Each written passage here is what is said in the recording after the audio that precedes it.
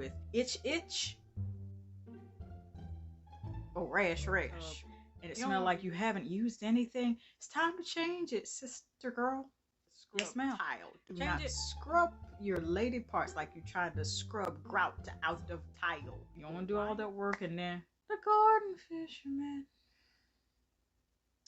Don't do that to yourself, okay? I'm telling you this because I love you, okay?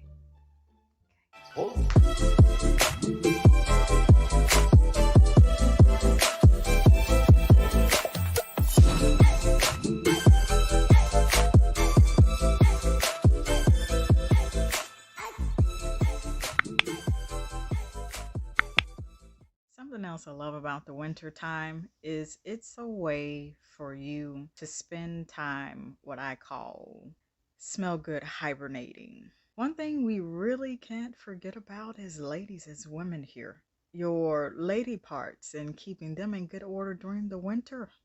Just because it's in closed up quarters does not mean that you pay less attention. That is all I am saying. Today we shall discuss 10 ways that you can keep your lady parts smelling not good, smelling great.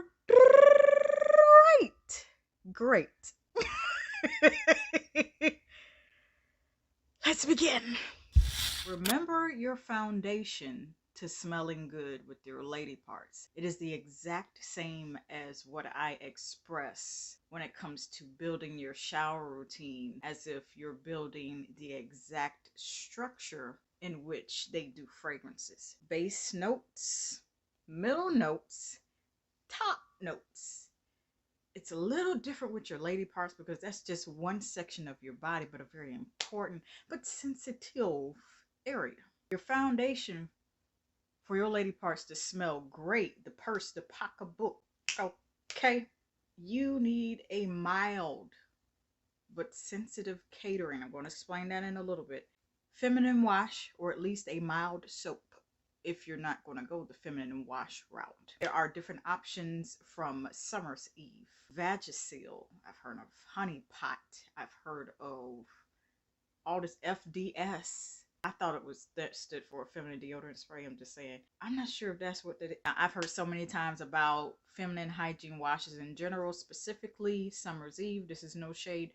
That throws off your pH balance. It's not good. Okay, cool. But for the people that it works for, if it ain't broke, don't fix it. That's all I got to say about it. Your foundation is a mild soap or at least a sensitive skin catering type of feminine wash. So when I say sensitive catering, meaning formulated for those sensitive areas, because believe it or not, your lady parts is a very sensitive area, in which that is why the feminine washes and the mild soaps are suggested to be used in those areas, because otherwise you wind up with itch or rash. You don't want to be doing one of them dances in the doc office, okay? I'm just saying. I'm not speaking from experience, okay?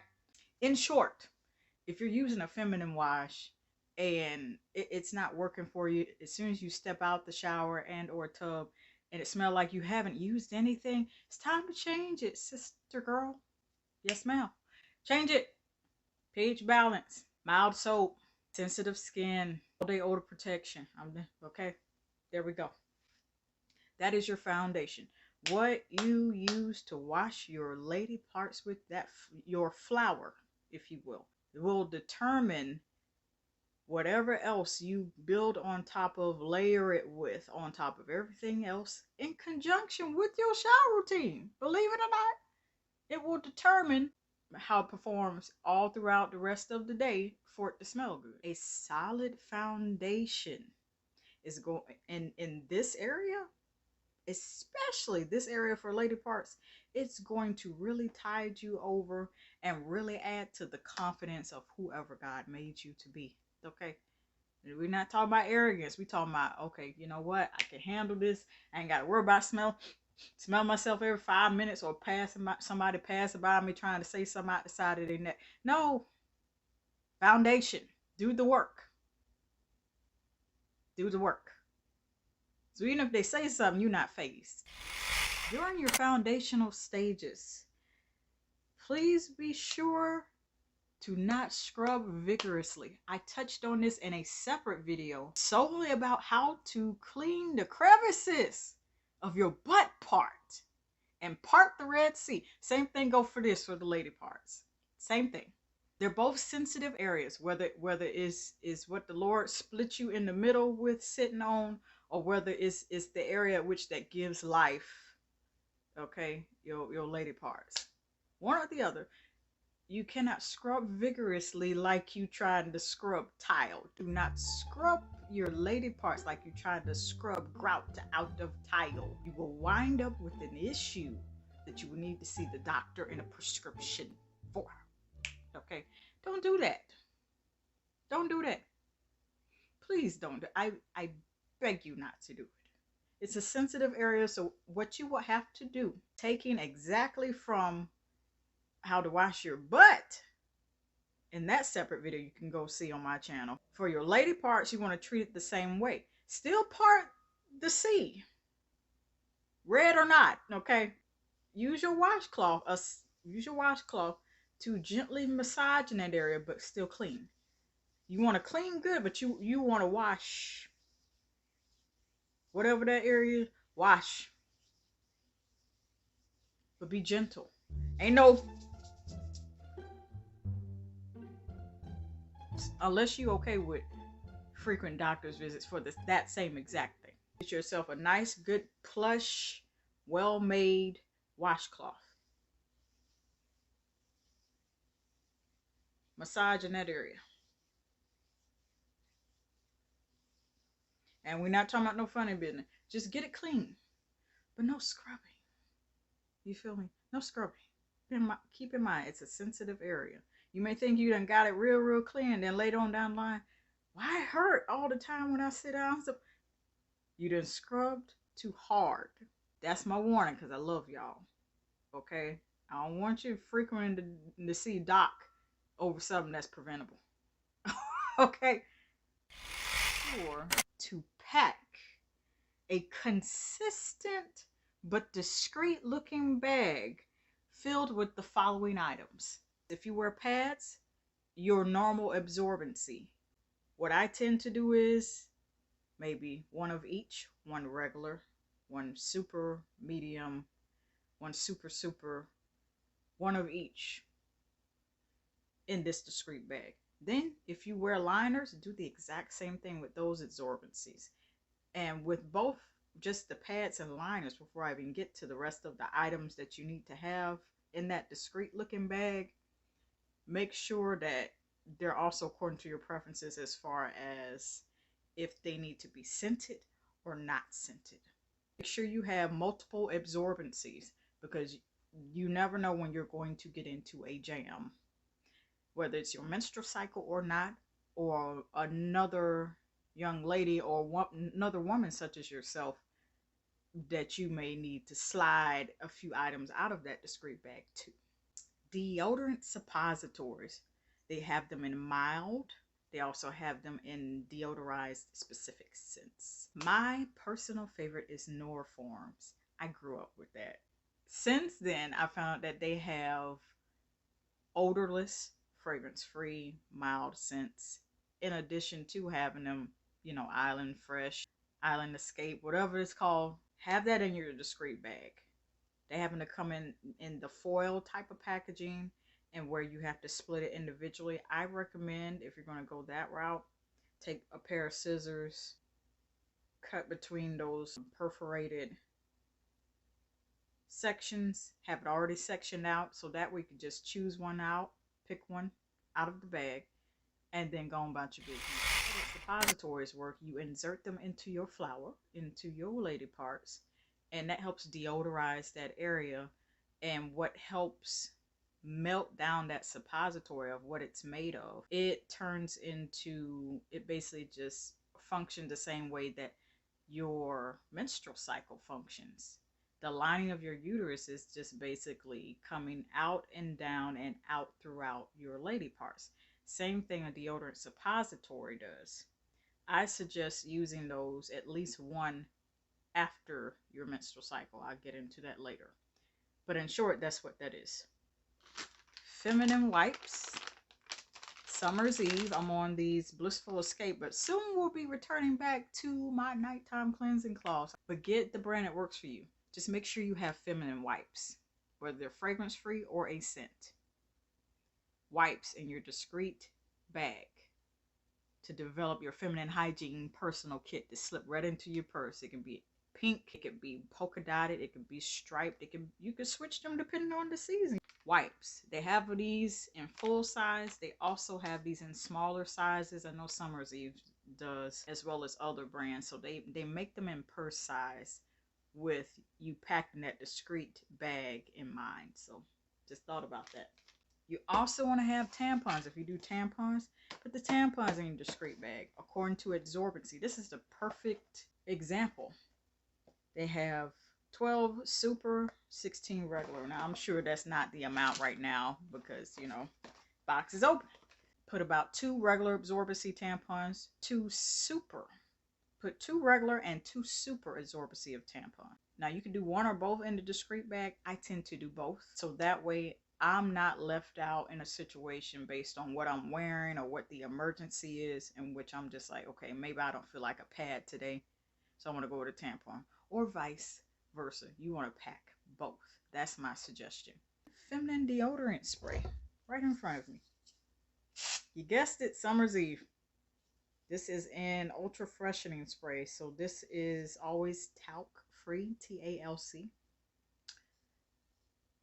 This is not sponsored. It's just what I personally like and what personally works for me. Feminine deodorant spray. So this is really a good example for you all here. Also pack this in your discreet bag. This is basically odorless, fragrance free. It's a very mild scent. So I just stick with this in terms of my feminine deodorant spray. That will add to using the deodorant suppositories that you insert internally. This will handle the external portion. So this represents, no matter the brand, feminine deodorant spray. That'll get you all the underwear and your clothes that you wear are 100% cotton, made out of that material, or at least has the highest percentage of cotton within them. The reason for this is polyester, spandex is not your friends in the arena of your lady parts. It will tighten, clench, and restrict the airflow of oxygen to your lady parts that she so desperately needs in order for it to keep smelling good. The last thing that you want is to do the work and start your foundation. You've used a mild soap or feminine deodorant spray, feminine wash. You've done all that work. You've went there, you've washed good, you were gentle, you didn't scrub, and then go hike up and jump in the spandex and the polyester or skin tight jeans. And at the end of the day, when you take them off, your lady parts is talking to you in some very choice words that you have to bleep out on television. Okay, you don't want that. Make sure they're made out of cotton so you can give her a fair chance to breathe and still maintain that great smell after you've done the work with all that washing with mild soap and layering and so forth. You don't want to do all that work and then the garden fisherman. Don't do that to yourself, okay?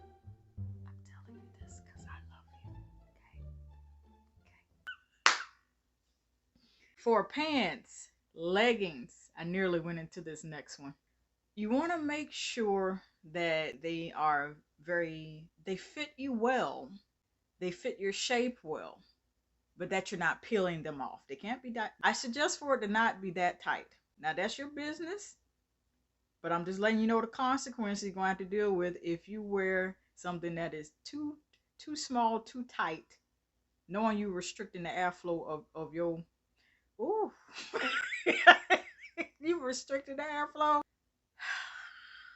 You can't be mad at yourself when she just the payoff of all the work you did to wash her does not come through, and she says, sorry, I didn't have the oxygen, so now you got to wash me again when you get home, and might not smell great.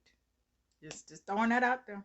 Okay, make sure your pants, specifically your bottoms, are fitting well on you, because I know as a woman Any woman loves a good pair of jeans, pants, whatever to fit her well. They just can't be too tight where they restrict in the crotch area. Like there's no breathing room there. Like, so anybody tell you she needs some oxygen to breathe?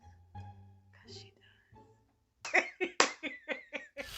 This one is for anytime where you're outside, you're not on your menstrual cycle, and when you are in your menstrual cycle. So this is a dual purpose tip here. When I'm talking to myself and still working on it, try to avoid as much as possible. Cut down on it as much as you possibly can, because I know that's a baby step process to get to here. Avoid as much dairy, sugar, processed foods, junk food, including drinks. If it tastes thick, let me repeat that again. If it tastes thick, meaning full of sugar, it tastes like it still need to be mixed together. It's thickums, like it's loaded with sugar. Probably shouldn't be drinking it. It's going to affect the projection of the smell that comes from down below. It's going to project itself a certain way, and it might be smell a certain way that you don't like for it to smell. You could use all the greatest soaps in the world. You could use Dove, this plain original soap. Smells good, okay? But it will not do you any good to smell good on the outside, and you have your discreet bag. You've got all the products that you need to do everything externally, but you eating like crap. It is the truth. Okay. Work on as much as you can. Take the dairy out. Switch to dairy free. What has helped me, especially because I am yet in a transition in which I've changed my eating habits again. For those that are new here, very quick story time. I was plant-based for literally 3 years, and then transitioned back to nearly everything as far as proteins and fish and so forth, and poultry and beef. Now that I have the perspective of both sides, because I started out eating all that, then went without for 3 years, then came back to it, I have the perspective of both sides. It matters what you eat. So if you eating them burgers, them Angus beef burgers, and you eating them all the time, or you eating all the fried food all the time, you getting Starbucks all the time, all that dairy in there, it's going to affect, you're going to smell like a rotten potato.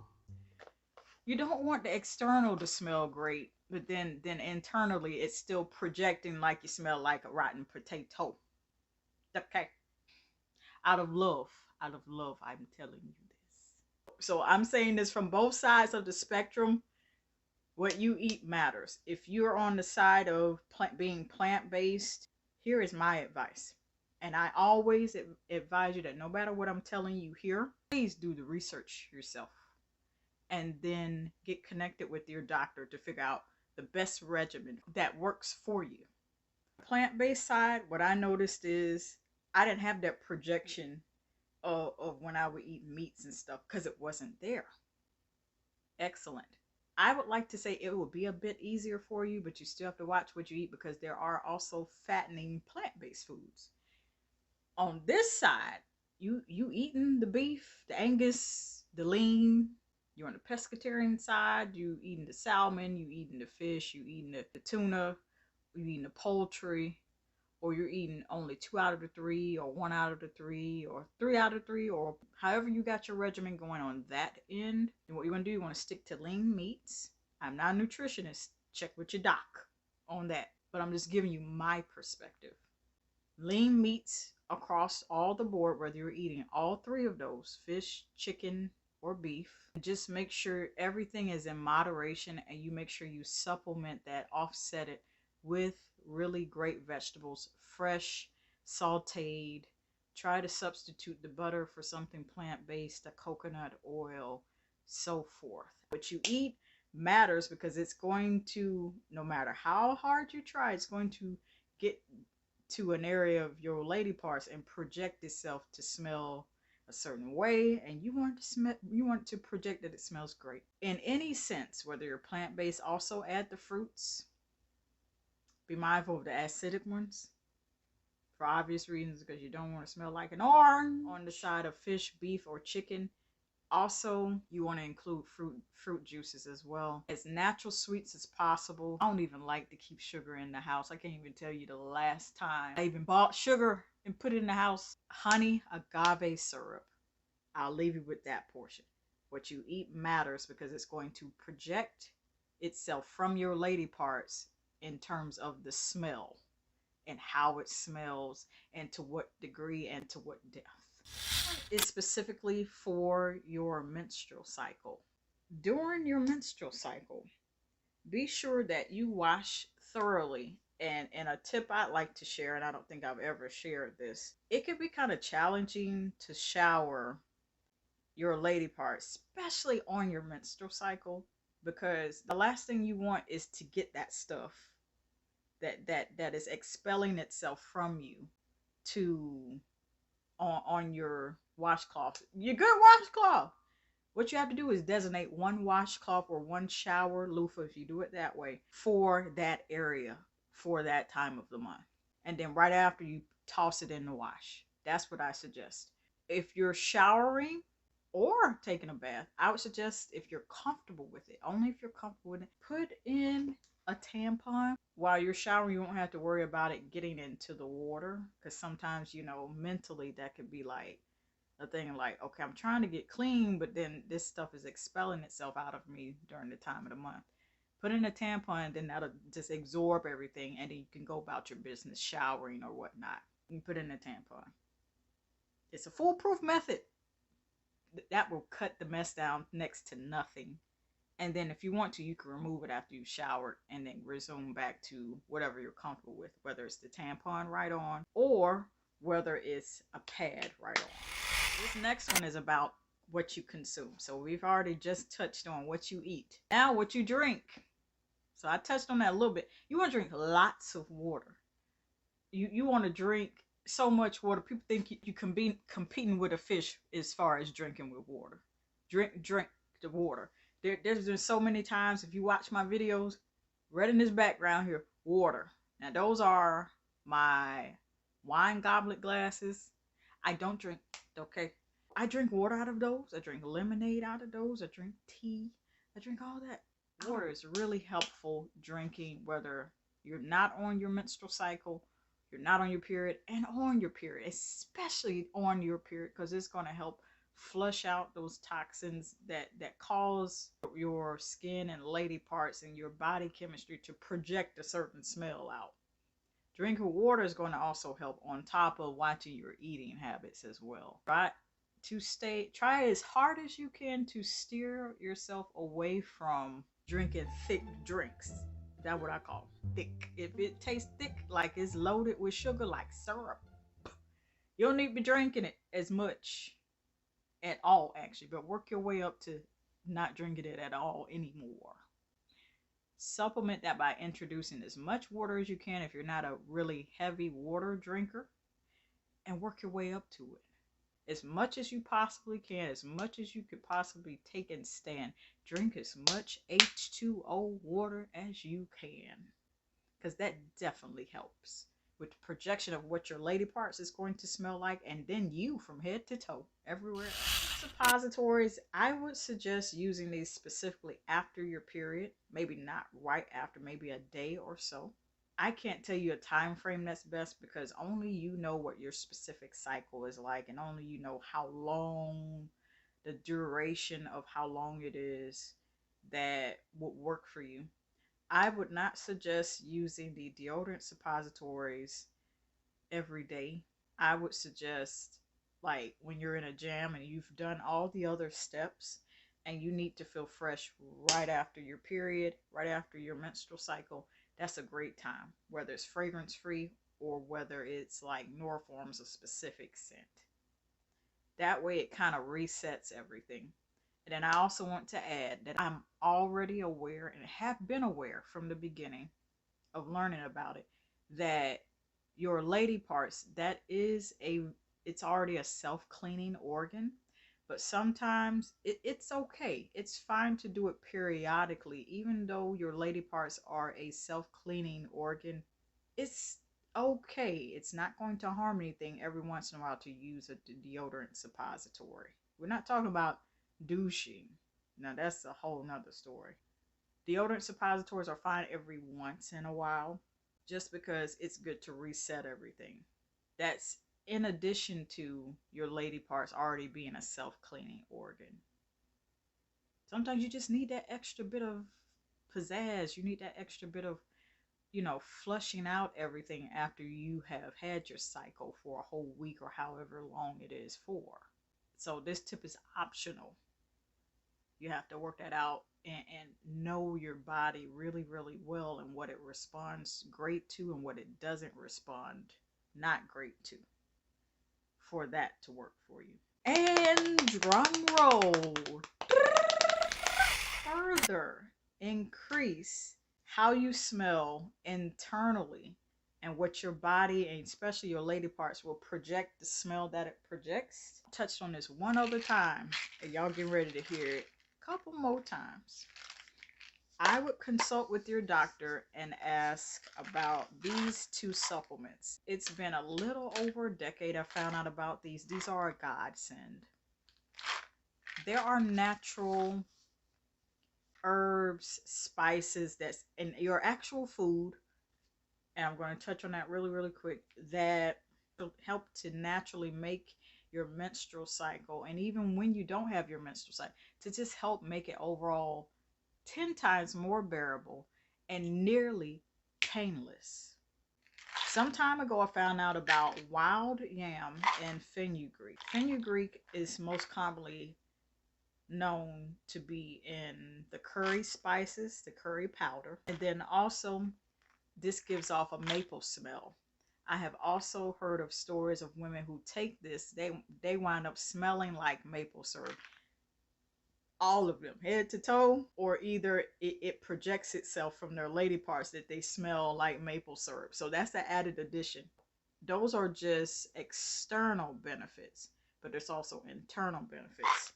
Now, I'm speaking from experience with this. During the time that I took these, and this was probably for a good year, couple months before I stopped being consistent for whatever reason. Fenugreek can also help with your cramps. Same thing with wild yam. I'll tell you another one. And even your mood swings, saw palmetto. I'll put all three here on the screen somewhere on either side. So the thing about these herbs, there's actually herbs and spices like what I'm going over. They are actually throughout our foods and so forth, and what we consume, and they naturally have been found to help produce what's called phytoestrogens. Phytoestrogen compounds, which means basically in layman's terms, it mimics estrogen. So a lot of the time, what is the reason behind us having cramps or having issues in that area of our lady parts and our reproductive organs for us ladies is the fact that maybe we're not having enough estrogen. Now, no matter what I say, still go see doc about it, okay? And taking these, during the time I was taking these, my cramps were nearly non-existent every cycle. And every time my cycle would come on, taking these herbs like this, baby, like a smooth criminal, come close, like a smooth criminal, my cycle would come on. And for the ladies, y'all know what I'm talking about. You could feel when it's about to come on, and then you feel it when it comes on. You got to be careful when you take in these herbs. I didn't feel any cramps. I barely felt any cramps, and I had to do a double take to make sure that, oh, okay, my cycle is on. I didn't feel that though. Them cramps like a love tap. And then my mood was better. And then there were so many other benefits to it as well. Of course, you got to see doc, but I mean, and then I also smell like maple syrup. Who wouldn't like that? that's just one facet of everything. Fenugreek, for example, if you're going to put this in your foods and stuff, it's not for the faint of heart. I would suggest the more savory type of foods if you're going to go that route. I wouldn't do a tea because it's bitter. It may have the maple smell, but it's an acquired taste. Same thing with wild yam. I believe this is sour from what I remember. I would fix teas with this and probably put it in the more sweet-ish, in a shake, in a milkshake, in a protein shake, like that. Saw palmetto. I don't suggest that often just because it also increases appetite on top of helping you with your menstrual cycle to help regulate it and everything. And all of this is just my experience I'm sharing. So go see Doc about it. Also, quick tip about fenugreek specifically. I have heard of this helping to increase breast milk supply. Just want to throw that out there for those of you all that watch me and you're a mother and maybe you're still in the breastfeeding stage. Just want to throw that out there. It also helps increase milk supply. So I've heard. I couldn't tell you that by personal experience. But those are some really beneficial things because if you could have a pain-free period on top of everything else that I'm sharing here, I mean, it's just really incredible to be able to breeze through your menstrual cycle, breeze through your period, and it's nothing. And you'll know it makes a difference if you also implement taking fenugreek and wild yam after checking with your doctor, of course. Okay. And you're no, that's the part that I loved when I was consistent taking those things. The only thing better than smelling great internally with your lady parts, and you're watching what you eat, you drinking H2O water, you drinking so much water, you beating the fish drinking water, okay? The only thing better that goes on top of that is also implementing a supplement at which that's already throughout our natural foods, because there's foods you could eat that naturally contain phytoestrogens, meaning estrogen compounds. It mimics estrogen. That's a plus. It's also one powerful way that you could keep your menstrual cycles. You could have a pain-free period on top of that, and that's a win-win. That, ladies and gentlemen, those are the 10 ways you could keep your lady parts smelling not good, great. And the hygiene tips they don't tell you that I told you. I love each and every one of you, and I will see you all next time. Make it a great one.